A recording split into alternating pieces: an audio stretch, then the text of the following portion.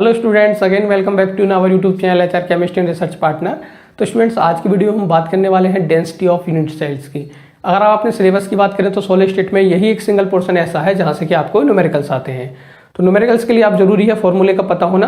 तो पहले हम फॉर्मूले की बात कर लेते हैं। तो जो भी आपने अभी तक डेंसिटी का फॉर्मूला पढ़ा है, चाहे आपका वो फिजिक्स हो या केमिस्ट्री, तो आपने डेंसिटी का फॉर्मूला पढ़ा है वो अगर मैं सिंबॉलिक रिप्रेजेंटेशन की बात करूँ तो आप रो से शो करते हैं। रो बराबर होता है आपका मास अपॉन वॉल्यूम।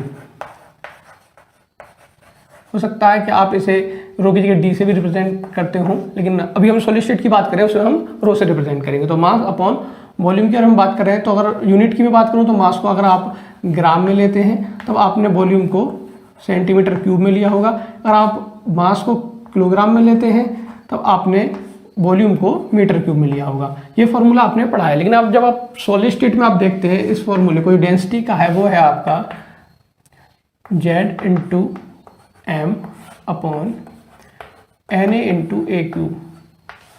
तो आपको कुछ लगता होगा कि ये कुछ डिफरेंट है इस फॉर्मूले से, क्योंकि डेंसिटी की बात करें तो डेंसिटी तो चाहे आप फिजिक्स में पढ़ रहे हैं या आप सॉलिड स्टेट में पढ़ रहे हैं या आप केमिस्ट्री में पढ़ते हैं तो वो सेम रहनी चाहिए, लेकिन आपको फॉर्मूला है कोई डिफरेंट है।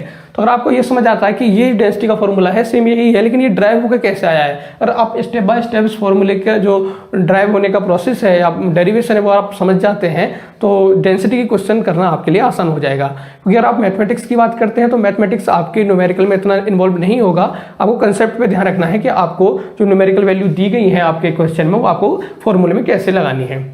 तो बात करता हूं मैं कि फॉर्मूला जो आपको दिखाई देता है आपके बुक में डेंसिटी का सॉलिड स्टेट में वो कैसे आता है। तो हम बात करें डेंसिटी ऑफ यूनिट सेल। तो यूनिट सेल की डेंसिटी में अभी इसे रू से लिख देता हूं। जब डेंसिटी ऑफ यूनिट सेल की बात करें तो हम मास जो है वो भी यूनिट सेल का लेंगे, वॉल्यूम भी हम यूनिट सेल का लेंगे। तो मैं लिख देता हूं यहाँ पर mass of unit cell. Unit cell को मैं शॉर्ट में यूसी लिख देता हूँ क्योंकि हमारे पास स्पेस ज़्यादा अवेलेबल नहीं है। और नीचे में बात कर रहा हूँ तो वॉल्यूम ऑफ यूनिट सेल।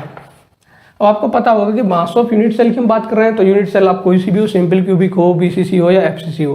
तो अगर मैं बात करूं कि सिंपल क्यूबिक है सपोज, उसके हमें मास चाहिए, तो मास आप यूनिट सेल कैसे बताएंगे, पहले आपको ये पता होना चाहिए उसमें कितने एटम है। और आपको पता चल जाता है कि कितने एटम मिलकर इस यूनिट सेल को बना रहे हैं तो एक एटम का कितना मास है आप उससे पता कर लेंगे कि टोटल यूनिट सेल है कितना मास है।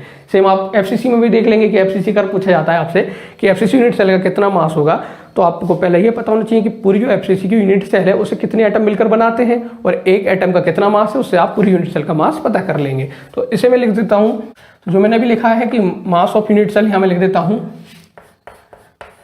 Number of atom in unit cell. पता चल जाए आपको कि number of atom in unit cell कितने हैं और मास ऑफ वन एटम, एक एटम का मास कितना है आपको ये पता चल जाए तो आपको कंप्लीट यूनिट सेल का मास है पता चल जाएगा।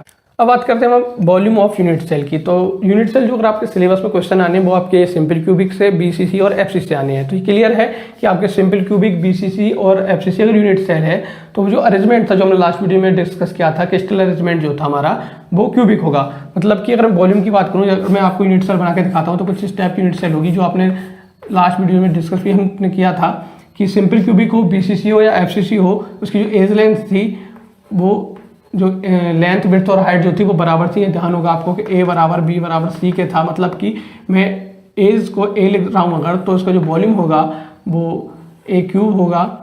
तो मैं यहाँ जो वॉल्यूम की बात कर रहा हूँ क्योंकि आपके जो सिलेबस की बात कर रहा हूँ मैं या एग्जाम की बात कर रहा हूँ तो केवल सिंपल क्यूबिक, बीसीसी या एफसीसी से क्वेश्चन आने हैं। तो वॉल्यूम की बात मैं कर रहा हूँ तो मैं यहाँ ए क्यूब लिख देता हूँ। ए क्यूब तब लिख रहा हूँ जबकि जो ए है वो एज लेंथ है यूनिट सेल की। नेक्स्ट आगे बढ़ता हूँ मैं इससे। तो number of atom unit cell, ये आप जानते हैं हम जेड वैल्यू बोलते थे। मास की बात करता हूँ मैं अभी इसे एम लिख देता हूँ और यहाँ बात करता हूँ तो ये ए क्यूब है। तो आपका ये फॉर्मूला है वो ये है और ये फॉर्मूला बहुत ही ज़्यादा इंपॉर्टेंट है समझना भी, और आप इसे समझते हैं तो क्वेश्चन आसानी से कर पाएंगे और बिना गलती के करेंगे। तो आपको ये समझना है कि यहाँ रो है आपकी डेंसिटी, जेड है आपका number of atom in unit cell, M है आपका मास ऑफ वन एटम। ये ध्यान रखना है मास ऑफ आपका यूनिट सेल नहीं है, मास ऑफ एटम है। ए क्यूब जो है आपका वॉल्यूम ऑफ यूनिट सेल है। मास जो है आपको ध्यान रखना है, अगर मैं मास की बात करता हूँ कि आपने अगर यहाँ एज लेंथ को सेंटीमीटर में लिया है तो सेंटीमीटर क्यूब हो जाएगा। मास जो होगा वो यहाँ पर या तो ग्राम में होगा अगर यहाँ आप सेंटीमीटर में ले रहे हैं एज को तो यहाँ आपका ग्राम होगा, अगर आप इसे मीटर में ले रहे हैं तो आपका किलोग्राम होगा। तो ये फॉर्मूला तभी एप्लीकेबल होगा आपका डेंसिटी का जब आपका जो मास है या तो वो ग्राम में दिया हो और आपका जो दूसरा किलोग्राम में दिया हो। एज लेंथ जो हो आपकी, या बोल सकता हूँ मैं वॉल्यूम हो, वो आपका या तो सेंटीमीटर क्यूब में हो या आपका मीटर क्यूब में हो। जब ये कंडीशन होगी आपकी तब आपका ये फॉर्मूला एप्लीकेबल होगा।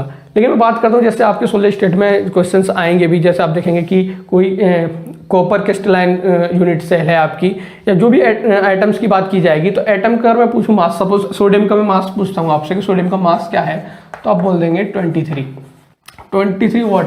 मतलब 23 के आगे जो आपकी यूनिट है वो क्या है वो आपको पता होना जरूरी है, वो थी आपकी ग्राम मोल इनवर्स। मतलब जिसे आप मास बोलते हैं कि सोडियम का मास इतना है, वो एक्चुअल में होता है मोलर मास। मोलर मास क्या होता है ये आपको जानना बहुत जरूरी है, कि आपको ये अगर समझ आता है मोलर मास क्या है तभी आप डेंसिटी के क्वेश्चन अच्छे से करेंगे। तो मोलर मास का मैं बता देता हूँ। मोलर मास का मतलब है कि एक मोल में जितने भी एटम है उनका मास आपका मोलर मास कहलाता है। जैसे कि आपको बताऊँ मैं कि आपको पता होगा मोलर मास, शॉर्ट में mm लिख देता हूँ, ये बराबर होता है 6.0222 होता है, 23 भी लिख देते हैं, 23 इंटू 10⁻23 एटम का मास। आपको पता होगा कि जो मोलर मास होता है वो कितने एटम्स का होता है, 6.023 इंटू 10⁻23 एटम्स का मास। बात करता हूँ कि एक एटम का मास कितना होगा, तो एक एटम का जो मास होगा वो होगा आपका मोलर मास अपॉन 6.023 इंटू 10⁻23। और ये जो वैल्यू है जो मैं आपको दिखा रहा हूँ 6.023 इंटू 10⁻23 जो है ये होती है एवोगैड्रो नंबर। इसे हम शॉर्ट में Na लिख देते हैं, अभी रिप्रेजेंट कर रहे हैं Na से, एवोगैड्रो कांस्टेंट बोल सकते हैं।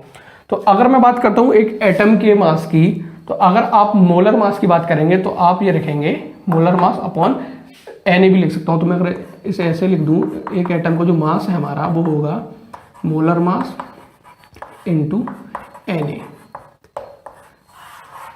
तो आपको ध्यान रखना है कि आपके क्वेश्चन में मास जो दिया है वो किसका दिया है। अगर वो एटम का दिया है तो वो आपको ग्राम में या किलोग्राम में दिया है, या मोलर मास है मतलब ग्राम पर मोल है, क्योंकि ये जो वैल्यू है ये मोल इनवर्स है। अगर आप मोल इनवर्स का वैल्यू रखेंगे तो मोल से मोल इनवर्स आपको कट जाएगा और आपको जो मास आएगा एटम का वो आपका ग्राम या किलोग्राम में आ जाएगा। तो अगर बात कर रहे हैं कि आपको जो एग्जाम में क्वेश्चन आएंगे और उसमें आप देखेंगे कि जो मास दिया है वो आपका मोलर मास दिया है, तो ये फॉर्मूला जो है वो इस टाइप का हो जाएगा कुछ, वो इज इक्वल टू Z ऐसे ही रहेगा। अब जो M था, M की जगह मैं क्या रखूंगा, क्योंकि M अगर आपका ग्राम या किलोग्राम में दिया तब तो आप ये फॉर्मूला लगाएंगे। अगर आपको मोलर मास दिया है तो आप में से mm इसी लिख रहा हूँ जिससे आप डिफ्रेंशिएट कर सकें। M लिख दूंगा तो कंफ्यूज हो जाएंगे। Molar mass upon Na into AQ। तो आपको ध्यान रखना है कि ये जो मैंने वैल्यू लिखी है मैं आपको राइट लेफ्ट साइड में लिख देता हूँ कि Z जो है वो आपका है number of atom in unit cell. ये आप अच्छे से जानते हैं कि Z वैल्यू जो आपकी सिंपल क्यूबिक के लिए होगी 1 होगी, BCC के लिए 2 होगी और FCC के लिए 4 होगी। बात करते हैं हम A की। तो A जो है आपका एज लेंथ है। आपको यूनिट का काफ़ी ध्यान रखना है कि यूनिट कन्वर्जन इसमें यूज होते हैं। Z हो गया है आपका, Na की मैं बात कर रहा हूँ, Na है आपका एवोगैड्रो नंबर, इसकी वैल्यू आपको पता है 6.023 इंटू 10⁻23। नेक्स्ट मैं बात करता हूँ M जो लिखा है मैंने, M अगर लिख रहा हूँ तो M जो मास है वो आपका है ग्राम या किलोग्राम में। अगर आपका मैं मोलर मास की बात कर रहा हूँ तो यह होगा आपका ग्राम पर मोल में। तो ये आपको देखना है आपके क्वेश्चन में कि आपको जो मास दिया है वो कैसे दिया है, ग्राम या किलोग्राम में दिया है या आपका मोलर मास दिया है। मोलर मास मतलब ग्राम पर मोल में दिया है। ग्राम पर मोल में दिया है तो आपको ये फार्मूला लगाना है, और आपका केजी या आपका ग्राम में दिया है तो आपको ये फार्मूला लगाना है। अगर आप यूनिट की बात करेंगे तो यूनिट आपकी सेम आएगी। अगर जैसे आप यहाँ मोलर मास रखेंगे ग्राम पर मोल रखेंगे तो ये जो वैल्यू है ये भी आपकी इसमें आएगी, मोल इनवर्स में आएगी, तो मोल से आपका मोल इनवर्स यहाँ से कट जाएगा और जो यूनिट आएगी वो सेम इसी फॉर्मूले से जो यूनिट आएगी उससे सेम होगी। तो फॉर्मूले को आप अच्छे से समझ लीजिएगा। इसके बाद हम आपके न्यूमेरिकल्स करते हैं। तो न्यूमेरिकल्स की मैं बात करूँ तो आप जरूरी नहीं कि आपके एग्जाम में केवल डेंसिटी का क्वेश्चन आए कि डेंसिटी फाइंड आउट कराए, हो सकता है आपसे जेड वैल्यू फाइंड आउट करा ले।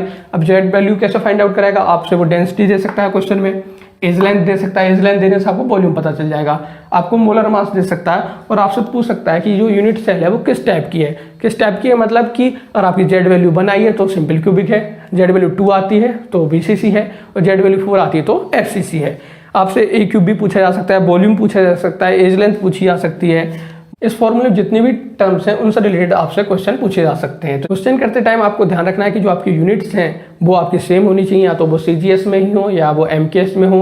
अगर आप क्वेश्चन में नहीं पूछा है कि किस यूनिट में आपको आंसर देना है तब तो आप या तो उसे सीजीएस में लगा सकते हैं या आप एमकेएस में लगा सकते हैं। और आपका क्वेश्चन पूछा है कि आपको एमकेएस में ही बताना है, मतलब कि डेंसिटी आपकी किलोग्राम पर मीटर क्यूब में बताना है, तो आपको एमकेएस रखना पड़ेगा। अगर पूछा जाता है कि आपकी डेंसिटी है वो आपको फाइंड आउट करनी है ग्राम पर सेंटीमीटर क्यूब में, तो आपको सीजीएस लगाना है। तो यूनिट का आपको विशेष कर ध्यान रखना है। तो क्वेश्चन की बात करें तो हम पहले क्वेश्चन को देखते हैं। तो पहला क्वेश्चन आपका ये है। स्टूडेंट्स, फर्स्ट न्यूमेरिकल की हम बात करते हैं जो कि हमारा है, आपको दिखाई दे रहा होगा राइट साइड में बोर्ड पर। Copper crystallise into a FCC lattice with edge length 3.61 into 10 to the power -8 centimetre and calculate the density of unit cell. और आपको मोलर मास कॉपर का दिया गया है 63.5 ग्राम पर मोल। तो जब भी आपको न्यूमेरिकल करते हैं, वो आपकी पूरी केमिस्ट्री की मैं बात कर रहा हूँ, केमिस्ट्री के किसी भी यूनिट के अगर आप न्यूमेरिकल करते हैं तो आपको पहले जो क्वेश्चन दिया है उसे आप एक बार पढ़िएगा, पूरा समझ में नहीं आता सेकंड टाइम पढ़िएगा, और जो वैल्यूज आपको दी गई हैं आपने लिखिएगा विद यूनिट्स के। जब आपको जो वैल्यूज दी गई हैं उन्हें आप सिस्टम चेक कर लीजिए, या तो वो सीजीएस में हो या वो एमकेएस में हो।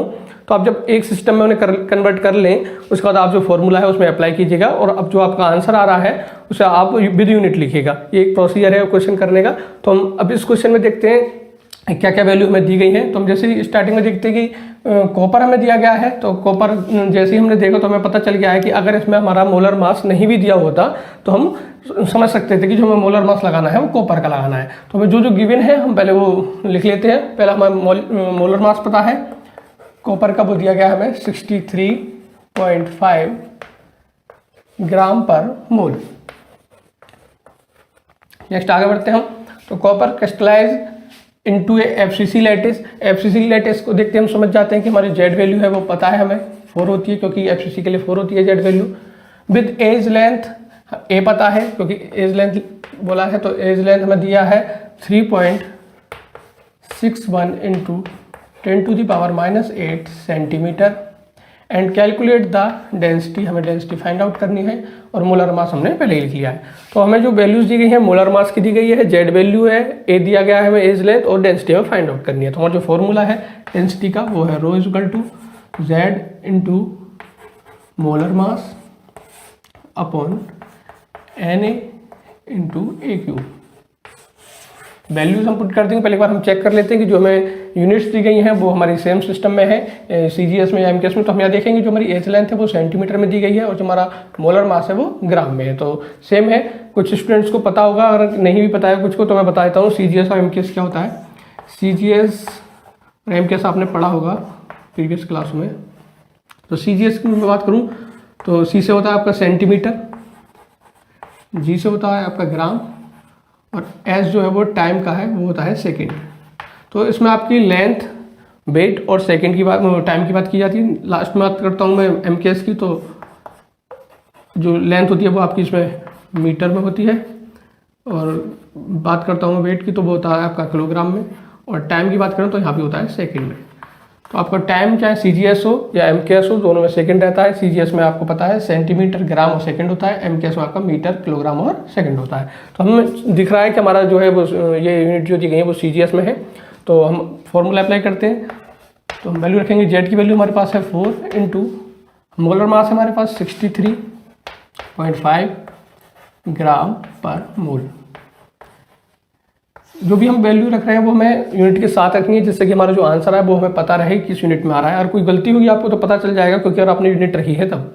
नेक्स्ट हम बात करते हैं एन ए की। तो एन ए की वैल्यू हमारी 6.023 into 10 to the power 23 mole inverse into आपकी बात करते हैं ए की, तो ए आपका दिया गया है 3.61 इंटू 10⁻⁻8 सेंटीमीटर का होल क्यूब।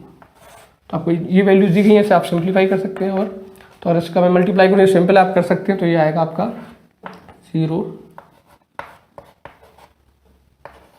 254।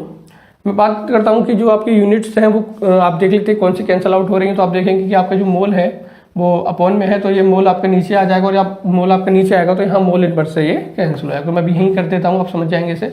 ऊपर जो आपका बचता है वो बचता है ग्राम।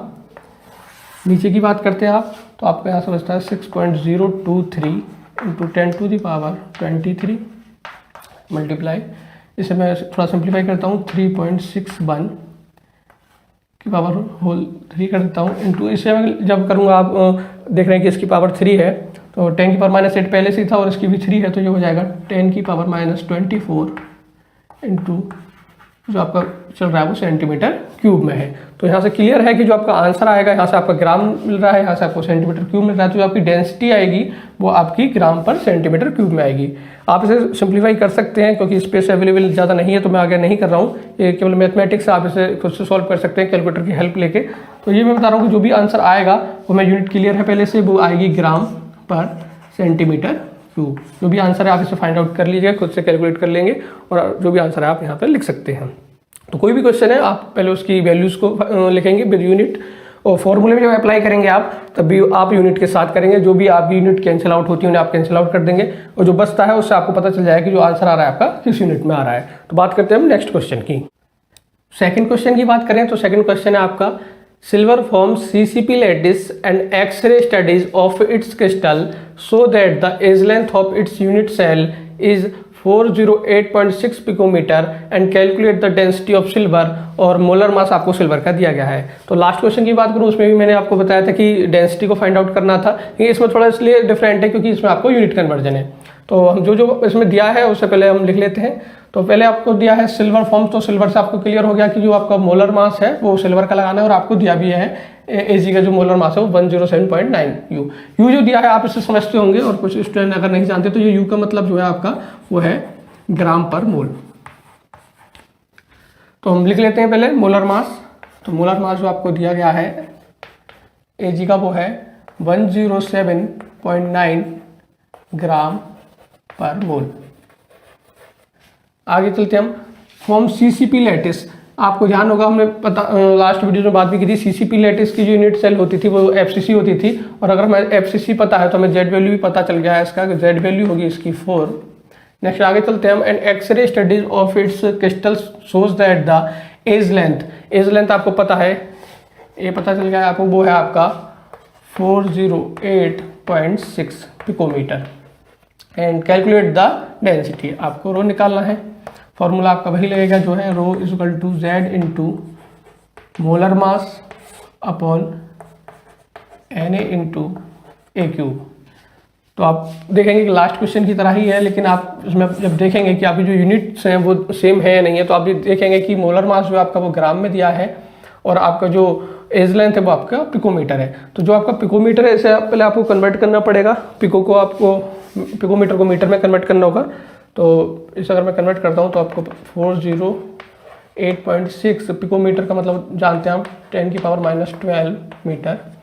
अभी भी अगर आप देखेंगे तो यहाँ पर आपका मीटर है, आपका ग्राम है, तो या तो आप इस ग्राम को किलोग्राम में कन्वर्ट कर लेंगे तो आपका जो है MKS हो जाएगा, और आप इस ग्राम को ही रहने देते हैं तो आपको जो मीटर है वो आपको सेंटीमीटर में कन्वर्ट कर लेंगे। जैसे अब मैंने आपको यहाँ बताया था पिकोमीटर को आप कन्वर्ट करना जानते ही होंगे, फिर मैं आपके ऊपर बता देता हूँ कुछ स्टूडेंट्स के लिए जिन्हें नहीं पता है। तो आप इस एक जो मैं लाइन बता रहा हूँ इसे आप याद कर लीजिएगा, तो आप इसे याद कर सकते हैं।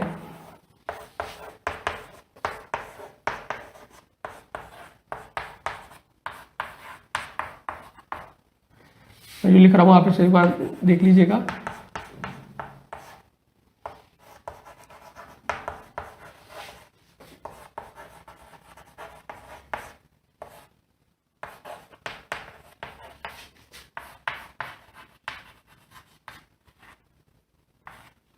मैंने जो लिखा है 10⁻³ -3 -6 -8 -12 -15, और यहाँ मैंने लिखा है मिली माइक्रो नैनो पिको फेम2। इस मिली को आप जानते हैं एम से नोट करते हैं, माइक्रो को आप इस सिंबल से, क्योंकि माइक्रो को आप एम नहीं बोलेंगे, नहीं तो मिली और माइक्रो आपको सिमिलर हो जाएगा।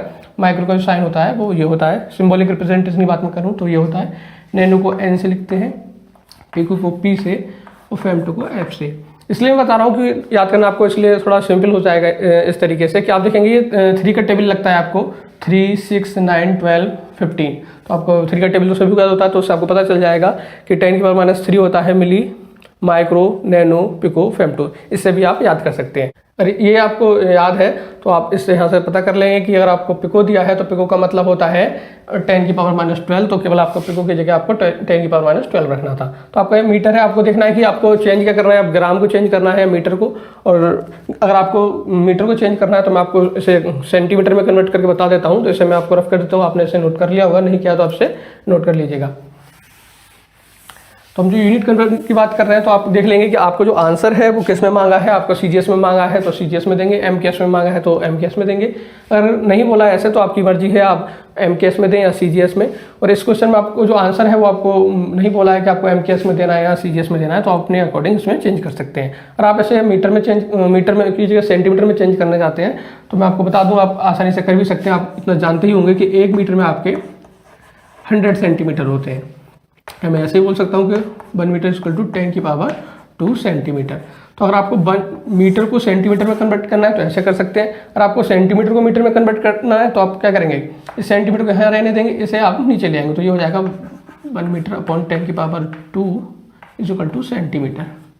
तो यहाँ से आपका 1 सेंटीमीटर जो आएगा इसे मैं ऊपर ले जाता हूँ और ये हो जाएगा 10⁻² मीटर।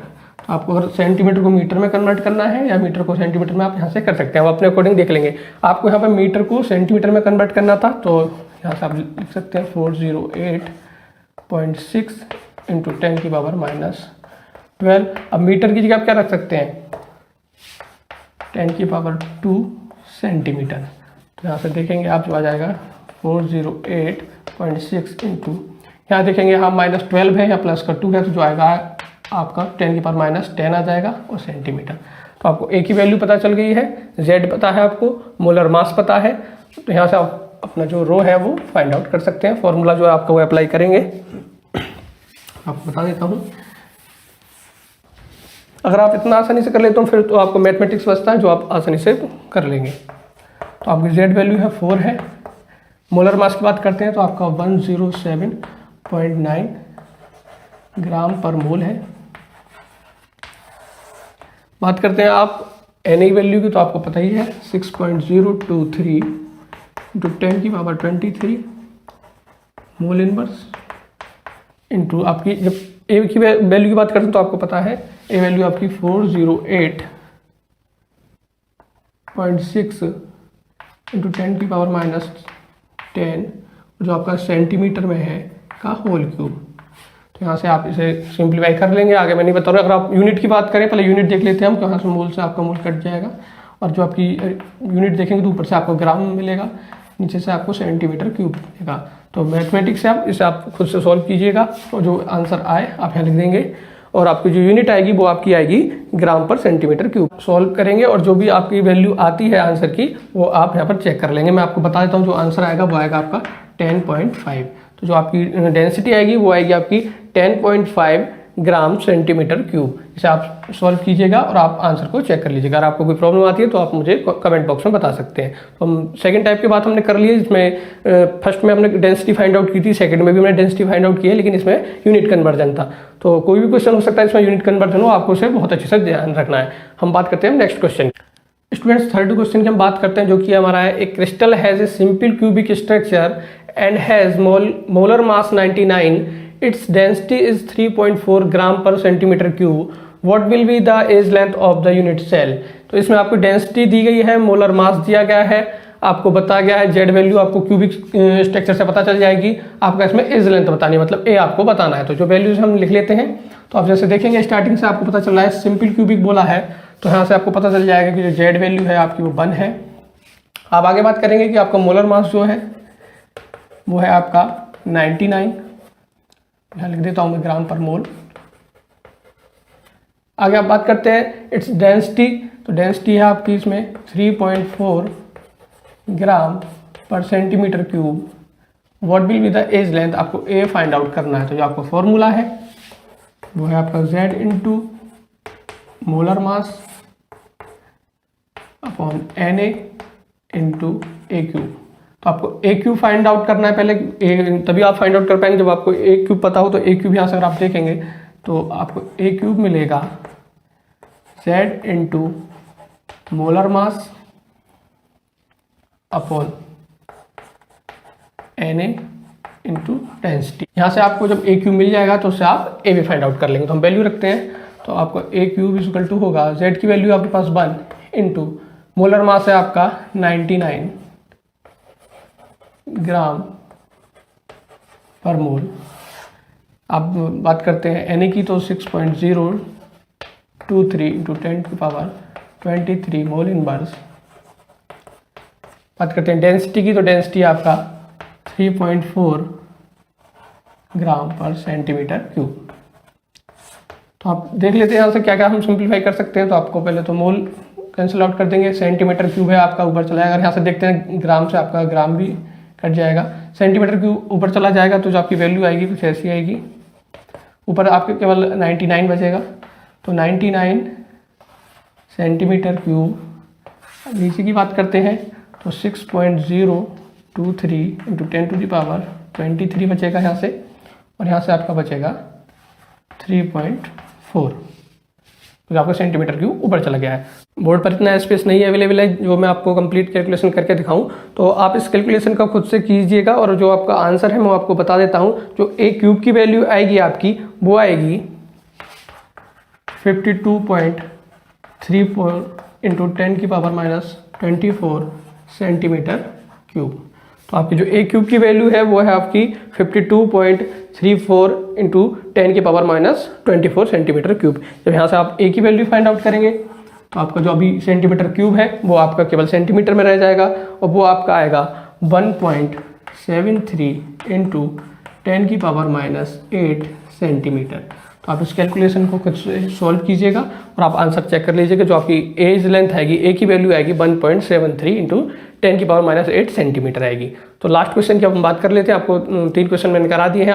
लास्ट क्वेश्चन है, मैं आपको दिखा रहा हूँ बोर्ड पर, वो है a cubic unit cell of metal with molar mass of 63.55 gram per mole has an edge length of 362 picometre, its density is 892 gram पर centimetre cube, the type of unit cell is. इसमें आपको density दी है, molar mass दिया है, as length दिया है, आपको Avogadro number पता है। इसमें आपको बताना है कि किस टाइप की यूनिट सेल होगी, मतलब आपको जेड वैल्यू बतानी है। आप जेड वैल्यू फाइंड आउट करेंगे और आपको पहले से ही क्लियर है जेड वैल्यू या तो बनाना है या 2 या 4। बनाता है तो सिंपल क्यूबिक है, 2 आता है तो बीसीसी है, 4 आता है तो एफसीसी है। तो जो वैल्यूज दी हैं पहले हम उसे लिख लेते हैं विद यूनिट्स। तो जैसे आपको क्लियर दिखाई दे रहा है, फर्स्ट लाइन से आपको दिख रहा है एक क्यूबिक यूनिट सेल, क्यूबिक बोला है उसने, तो अभी क्लियर नहीं है कि आपको सिंपल क्यूबिक है, बीसीसी है या एफसीसी है, लेकिन ये क्लियर है कि जेड वैल्यू आपका 1, 2 या 4 आना है। Metal with molar mass of 63.55, तो आपको जो मोलर मास है वो आया है आपका 63.55 ग्राम पर मोल।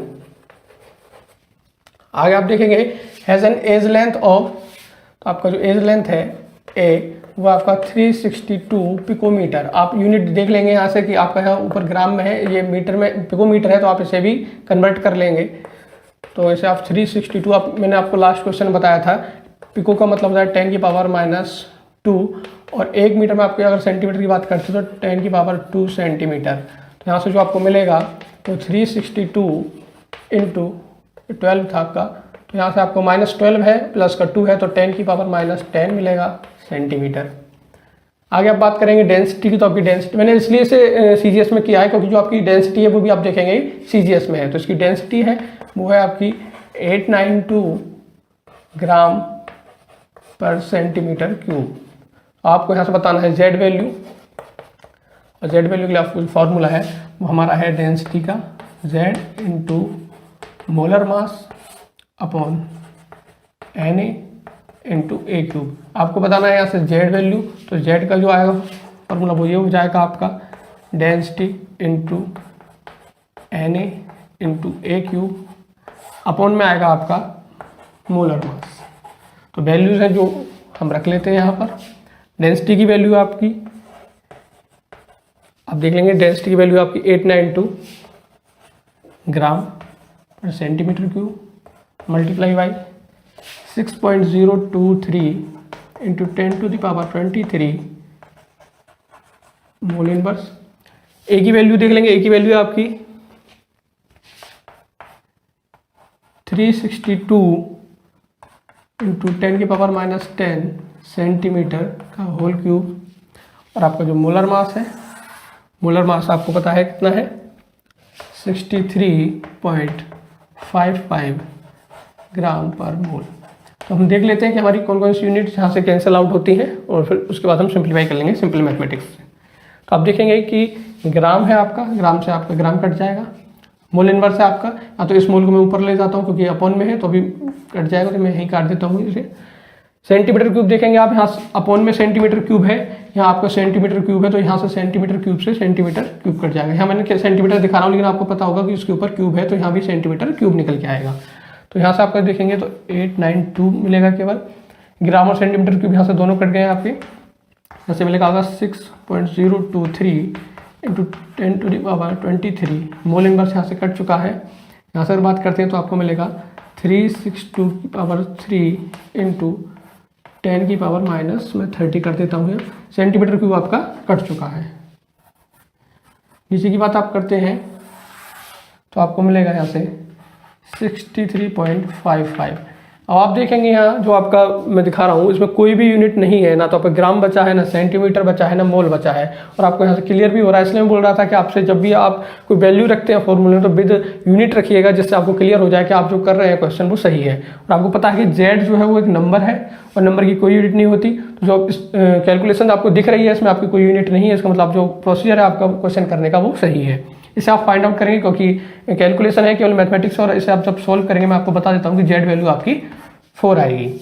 इस कैलकुलेशन को आप सोल्व करेंगे तो 4 आएगा, आप इसे चेक कर सकते हैं एक बार। तो जेड वैल्यू 4 आई है, तो जो आपका आंसर है वो आप ये नहीं है कि जेड वैल्यू आपकी 4 आई तो आप 4 आंसर बोल देंगे। आपको पूछा था कि जो कौन सा टाइप है यूनिट सेल का, और जेड वैल्यू 4 आने से आपको पता है कि जेड वैल्यू 4 किसकी होती है, एफसीसी की। तो जो आपका आंसर होगा वो होगा एफसीसी। यह ध्यान रखना है आपको, 4 आंसर नहीं है आपका, आपका आंसर है एफसीसी, क्योंकि आपसे पूछा है कौन से टाइप की आपकी यूनिट सेल है। तो मैंने कुछ क्वेश्चन आपको करा दिए हैं, सारे क्वेश्चन मैं नहीं करा सकता प्रीवियस ईयर के भी आपके, तो आप खुद से कीजिएगा क्वेश्चन जितने भी आपके प्रीवियस ईयर के हैं, आपके बुक में जो भी दिए हैं एनसीईआरटीज़ के। और कोई प्रॉब्लम होती है तो आप मुझे कमेंट बॉक्स में बता सकते हैं। और मिलते हैं नेक्स्ट वीडियो में। Thanks for watching.